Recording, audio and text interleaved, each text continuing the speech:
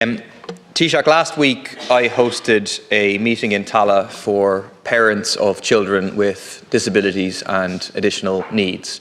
We had campaigners, activists, lawyers present, and the room was packed with parents telling really heartbreaking stories.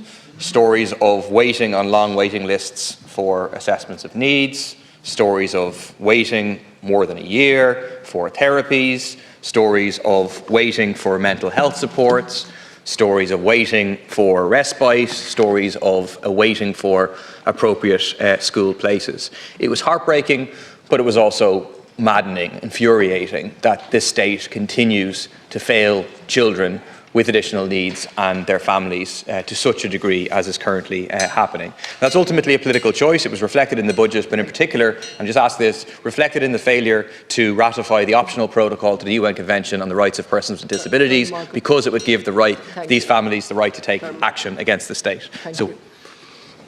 Thanks, Deputy. I don't accept that it's a political choice, and to the extent that it is, we have a record budget now for special education, a dedicated minister, Minister Madigan, and a record budget for disability services. The real struggle that we tend to find is in hiring the appropriately qualified staff, and also a court decision that requires a huge amount of resources being used on very complicated assessments of needs that perhaps is not the case, and that's something we're working on and trying to resolve at the moment.